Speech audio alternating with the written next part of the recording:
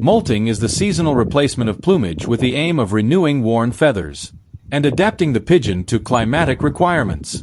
One distinguishes the permanent molt. The pigeon molts during all the year some feathers of the down, and it is a sign of good health of the real molt, which is the replacement of the pinny. This begins in spring and continues with the great molt at the end of summer. In this video, we will see in more detail about this physiological phenomenon, its rhythm and the factors that influence molting. Most fanciers are concerned about the success of the big molt at the end of summer because it is a complete replacement of the bird's livery. The adult pigeon molts following a well-established rhythm. It begins by molting the first flight feather, and when it is well advanced in its growth, the second flight feather will be molted, and so on. From the third primary flight feather, the covert feathers will gradually fall off. When the fifth primary flight feather is molted, the great molt will be triggered. There is no fixed date for the molt of the first remage, because it is influenced by certain factors such as breeding, which sets in motion a whole series of hormonal mechanisms. Thus in the unmated pigeon the molt of the primary starts later. Long-distance racers interested in these slowly molting pigeons often retain this criterion in their selection and thus obtain certain strains of slower molting pigeons. The environmental conditions, light, food, temperature, also have an influence on the molt. Anyway, the big molt always has a remarkable side.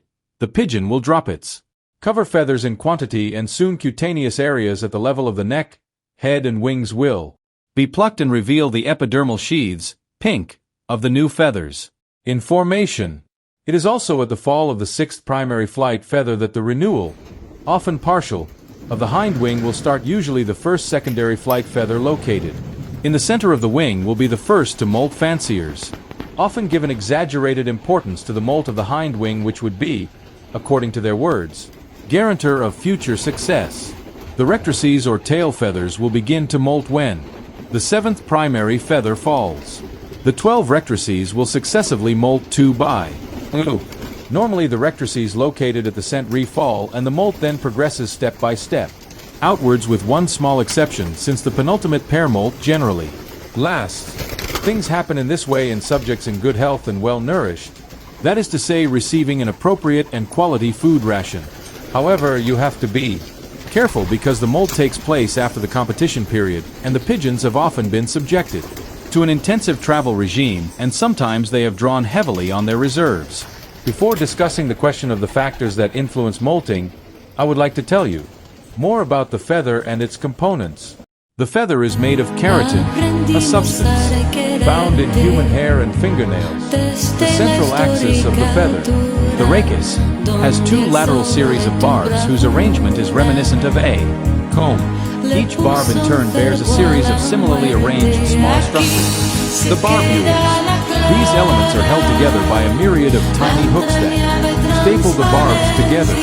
The feather is highly mineralized. It contains 3 to 5% sulfur and many minerals: chlorine, zinc, copper, calcium, silica, etc. The new feather will be brighter in color and silkier and shinier than the old one. The feathers also mark the pigeon's periods of suffering. Various diseases or parasitoses such as worms, coccidiosis, trichomoniasis, prolonged fasting, tiring travel, excessive use of drugs have a negative impact on the quality of the feather. But these defects disappear on the occasion of the following molt if the cause which caused them has itself disappeared. In the event of a bad molt, it is therefore necessary to find the causes and remedy them as soon as possible. The same goes for blood feathers, which are congested young feathers that are unable to free themselves from the epidermal sheath. Isolated, they can be considered an accident, but if many pigeons in the colony present, it will be necessary to suspect a bad balance of the food ration or a microbial or parasitic infection, cutaneous or intestinal. What factors influence molting in pigeons? A good part of the answers to this question lies in this part of the video. A change or a lack of food will interrupt the progress of the molt, because the energy and protein demand of the pigeon is much greater during the molt. Thus the amount of protein in the ration can be a limiting factor in molting. The energy value of the ration must also be high to ensure the formation of feathers, especially as the decrease in outside temperature, end of summer, beginning of autumn, increases the demand for heat to maintain body temperature. Considering that the amount of plumage is reduced and therefore the thermal insulation is also reduced, the fancier must be attentive to the coldness of the night and close the frames to give maximum comfort to the pigeons. The amateur must be vigilant and find a compromise between ventilation and thermal comfort. During the molting period, the food must not only provide the amino acids necessary for the renewal of the feathers, but also minerals, including sulfur. This is why regular administration of brewer's yeast on the seeds is recommended. Brewer's yeast is rich in protein, 52%, mineral matter, 9.8%, and vitamins, especially in group B vitamins. It also provides sulfur amino acids, methionine and cysteine. In order to avoid any deficiency, a vitamin complex including trace elements can be served twice a week in drinking water. All pigeon fanciers know that there is a close relationship between molting and breeding. However, the action of hormonal secretions on the molt is difficult to specify, as well as the mechanism of inhibition of the molt by cortisone. There are many, sometimes contradictory data in the literature about the action of sex hormones. But renewal in breeding should not be confused with the great molt.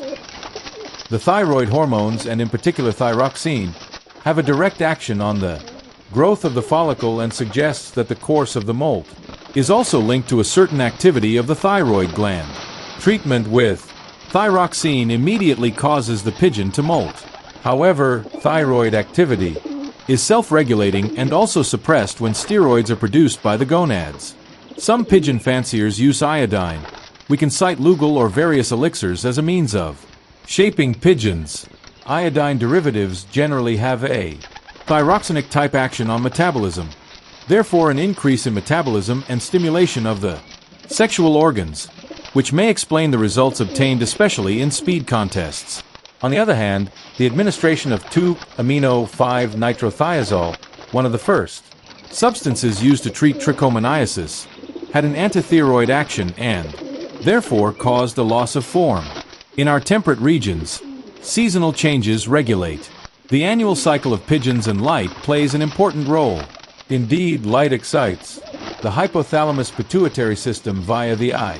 The hypothalamus being a regulatory center, controlling among other things the nervous system, the production of hormones by the pituitary gland. This hypothalamic pituitary system therefore influences the functioning of the thyroid and the gonads. The action of light on molting is very complex. All these endocrine glands secrete different hormones which are sort of chemical messages, which control various functions of the organism or which stimulate or inhibit the production of hormones by other glands. The endocrine system is thus self-regulated by stimulating factors, inhibiting factors or antagonist hormones, hormones having opposite effects. Light is therefore an interesting factor to be controlled by the pigeon fancier. So during molting, the latter accelerates if the period of illumination is reduced experimentally. On the other hand, the molt will be delayed for the early youngsters who will be kept artificially in a long night system, 18 to 20 hours of darkness, and short day, 6 to 4 hours of light. It is a tedious system which requires time and energy. Lofts should not be overcrowded, as preventing light from entering greatly reduces the possibility of aeration. However, the advantages are numerous. Not only will the molt be later, which makes it possible to avoid the use of cortisone. In addition, it can be seen that youngsters which had been subjected to this system had a superior physical development to youngsters of the same age bred according to a traditional method. But we know that in humans, growth hormone is mainly secreted during sleep. Perhaps we should find there an explanation for this more advanced maturity. On the contrary, continuous lighting will accelerate the molting of the youngsters, which can then be entered in the end-of-season competitions already plucked. To conclude, molting is an essential and complex physiological phenomenon involving a whole series of hormones and organs. It requires a considerable energy expenditure from the pigeon to be able to unfold properly. The pigeon must therefore be in perfect health, have an adequate diet and be supplemented to be able to have a feather of the best possible quality, a guarantee of success for the future season.